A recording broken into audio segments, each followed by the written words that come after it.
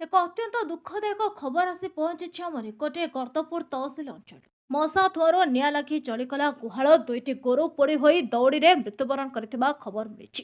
ଏଭଳି ଏକ ହୃଦୟ ଥରାଇ ଦେବା ଭଳି ଘଟଣା ଦେଖିବାକୁ ମିଳିଛି କେନ୍ଦ୍ରାପଡ଼ା ଜିଲ୍ଲା ଗର୍ତ୍ତପୁର ତହସିଲ ଅନ୍ତର୍ଗତ ତଳକୁସୁମା ପଞ୍ଚାୟତର ବଙ୍ଗାରୀ ଗ୍ରାମରୁ। ସୂଚନା ଅନୁଯାୟୀ ପ୍ରତ୍ୟେକ ଦିନ ଭଳି ରୋଷ ସାଇ ଗୋରୁମାନଙ୍କୁ ଗୁହାଳ ଘରେ ବାନ୍ଧିବା ପରେ ସନ୍ଧ୍ୟାରେ ମଶା ଦାଉରୁ ଗୋରୁଙ୍କୁ ରକ୍ଷା କରିବା ନିମନ୍ତେ ମଶା ଧୂଆଁ ଦେଇଥାନ୍ତି। ହେଲେ ଗତକାଲି ବିଳମ୍ବିତ ରାତ୍ରିରେ କୌଣସି କାରଣରୁ ଗୁହାଳ ଘରେ ଦିଆଯାଇଥିବା ଧୂଆଁରୁ ନିଆଁ ଲାଗିଯାଇଥିଲା। ପଡ଼ୋଶୀ ଲୋକ ବାହାରକୁ ଆସିଥିବା ବେଳେ ନିଆଁକୁ ଦେଖି ଚିତ୍କାର କରିଥିଲେ। ଘଟଣାସ୍ଥଳରେ ଲୋକଙ୍କ ଭିଡ଼ ପରିଲକ୍ଷିତ ହୋଇଥିଲା। ସଙ୍ଗେ ସଙ୍ଗେ କରୁଆ ଅଗ୍ନିଶମ ବାହିନୀକୁ ଖବର ଦେଇଥିଲେ।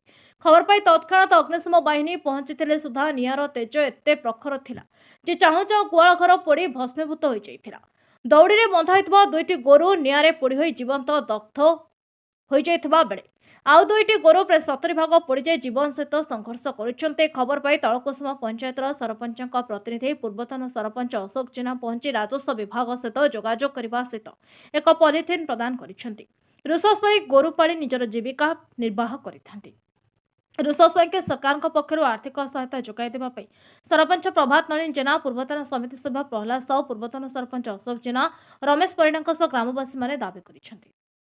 କେନ୍ଦ୍ରାପଡ଼ାରୁ ଦୀପ୍ତିରଞ୍ଜନ ମହାନ୍ତିଙ୍କ ରିପୋର୍ଟ, ନ୍ୟାୟବତୀ ଟିଭି।